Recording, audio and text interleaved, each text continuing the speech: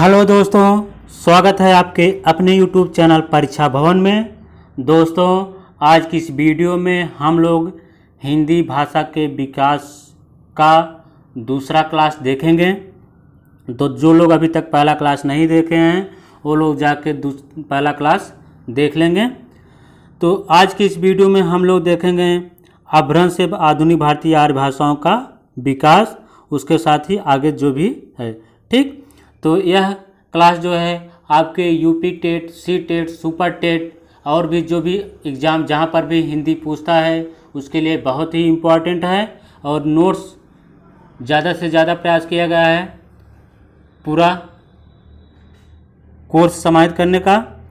और एक बार आप यहाँ से पढ़ते हैं तो आपको दोबारा किसी और किताब से वनडे एग्ज़ाम के लिए पढ़ने की ज़रूरत नहीं होगी, ऐसा मेरा मानना है। तो देर ना करते हुए शुरू करते हैं। अपभ्रंश से आधुनिक भारतीय आर्य भाषाओं का विकास। अपभ्रंश से आधुनिक भारतीय आर्य भाषाओं का विकास। तो अपभ्रंश मीन्स होता है टूट फूट, पतन, परिवर्तन। ठीक, तो एक तरफ है अपभ्रंश, दूसरी तरफ आधुनिक भारतीय आर्य भाषा। तो अपभ्रंश के अंतर्गत है पहला सौरसेनी अपभ्रंश, जिसके अंतर्गत है पश्चिमी हिंदी, राजस्थानी, गुजराती। अपभ्रंश के अंतर्गत क्या है? सौरसेनी अपभ्रंश, जिसके अंतर्गत आता है पश्चिमी हिंदी, राजस्थानी, गुजराती। उसके बाद अगला है अर्धमागधी अपभ्रंश। तो अर्धमागधी अपभ्रंश इसके अंतर्गत आता है पूर्वी हिंदी, पूर्वी हिंदी।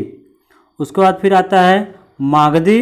मागधी के अंतर्गत आता है बिहारी, उड़िया, बांग्ला, असमिया। ठीक, तो मागधी अपभ्रंश के अंतर्गत आता है बिहारी, उड़िया, बांग्ला, असमिया। उसके बाद आता है खस।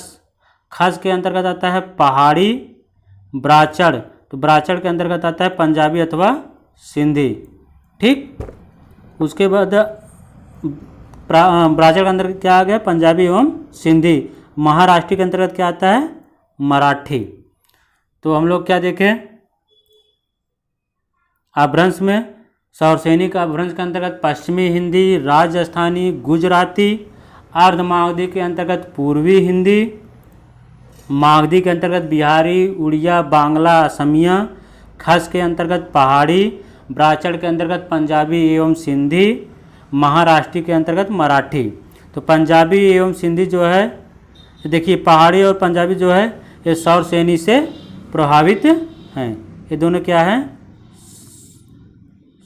सौरसेनी से प्रभावित हैं।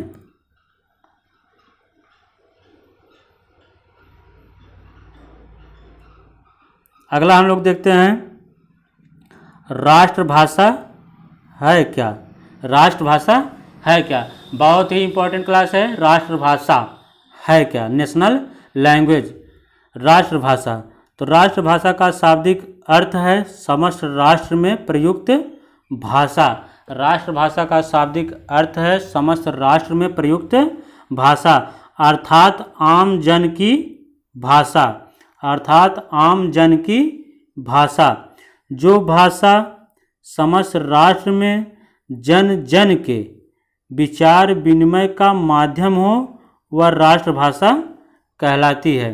जो भाषा समस्त राष्ट्र में जन जन के विचार विनिमय का माध्यम हो वह राष्ट्रभाषा कहलाती है।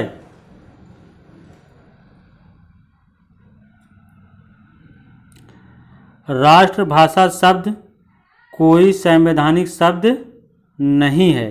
राष्ट्रभाषा शब्द कोई संवैधानिक शब्द नहीं है, बल्कि यह प्रयोगात्मक, व्यवहारिक व जन मान्यता प्राप्त शब्द है। यानी कि राष्ट्रभाषा का उल्लेख जो है आपके संविधान में नहीं किया गया है। यह प्रयोगात्मक प्रयोग लाया गया और व्यवहारिक रूप में लोगों के द्वारा स्वीकार कर ली गई। ठीक, प्रयोग में लाया गया और लोगों के द्वारा व्यवहारिक रूप में स्वीकार कर ली गई।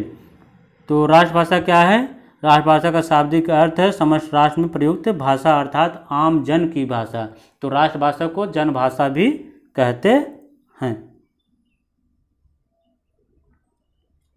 अगला है राजभाषा, ऑफिशियल लैंग्वेज, राजभाषा। तो राजभाषा का शाब्दिक अर्थ है राजकाज की भाषा। राजभाषा का शाब्दिक अर्थ है राजकाज की भाषा। जो भाषा राजकीय कार्यों के लिए प्रयुक्त होती है वह राजभाषा कहलाती है। जो भाषा राजकीय कार्यों के लिए प्रयुक्त होती है वह राजभाषा कहलाती है। राजाओं नवाबों के समय में इसे दरबारी भाषा कहा जाता था। राजाओं एवं नवाबों के समय में इसे क्या बोला जाता था? दरबारी भाषा, क्योंकि उस समय दरबार चलता था। ठीक। राजभाषा एक संवैधानिक शब्द है। राजभाषा क्या है? एक संवैधानिक शब्द है, यानी इसका उल्लेख कहाँ किया गया है? संविधान में। हिंदी को 14 सितंबर 1949 ईस्वी को 14 सितंबर 1949 ईस्वी को संवैधानिक रूप से राजभाषा घोषित किया गया। इसलिए प्रत्येक 14 सितंबर को हिंदी दिवस मनाया जाता है। इसलिए प्रत्येक 14 सितंबर को हिंदी दिवस मनाया जाता है। 14 सितंबर से 20 सितंबर तक हिंदी सप्ताह दिवस मनाया जाता है। 14 सितंबर से 20 सितंबर तक हिंदी सप्ताह दिवस मनाया जाता है। राजभाषा का उल्लेख संविधान के भाग 17 अनुच्छेद 343 से 351 तक में किया गया है। राजभाषा का उल्लेख राजभाषा का उल्लेख संविधान के भाग 17 अनुच्छेद 343 से 351 तक में किया गया है। अनुच्छेद 343 है क्या?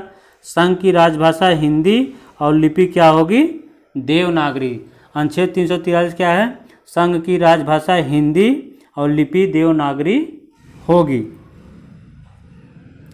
अनुच्छेद 344 राजभाषा के लिए संसद का आयोग व समिति। राजभाषा के लिए संसद का आयोग व समिति। अनुच्छेद 345 राज्य की राजभाषा या राजभाषाएं।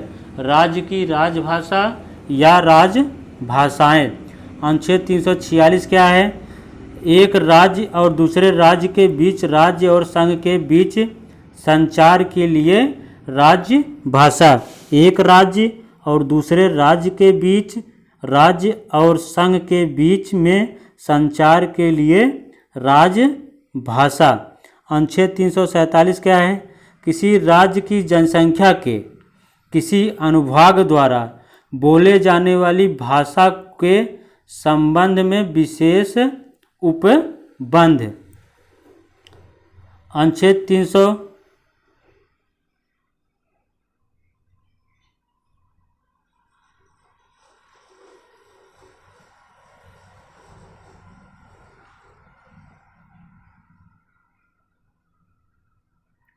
अनुच्छेद 348 उच्चतम न्यायालय और उच्च न्यायालयों में तथा अधिनियमों, विधेयकों आदि में प्रयोग की जाने वाली भाषा। अनुच्छेद 348 उच्चतम न्यायालय, उच्च न्यायालयों में तथा अधिनियमों, विधेयकों आदि में प्रयोग की जाने वाली भाषा। अनुच्छेद 349 भाषा संबंधी कुछ विधियों को अधिनियमित करने के लिए विशेष प्रक्रिया। अनुच्छेद 350 भाषाई अल्पसंख्यक वर्गों के हितों के लिए निर्देश। भाषाई अल्पसंख्यक वर्गों के हितों के लिए निर्देश। अनुच्छेद 351 क्या है? अनुच्छेद 351 हिंदी भाषा के विकास के लिए निर्देश। तो सबसे इम्पोर्टेंट क्या है? पहला वाला अनुच्छेद 343 संघ की राजभाषा हिंदी होगी और लिपि क्या होगी? देवनागरी। और अनुच्छेद 351 हिंदी भाषा के विकास के लिए निर्देश। ठीक। बाकी मिलते हैं अगले क्लास में। आशा करता हूँ अच्छा लगा होगा, तो प्लीज़ चैनल को लाइक सब्सक्राइब शेयर करना ना भूलिएगा, साथ में बेल आइकन भी बजा दीजिएगा। बहुत बहुत धन्यवाद।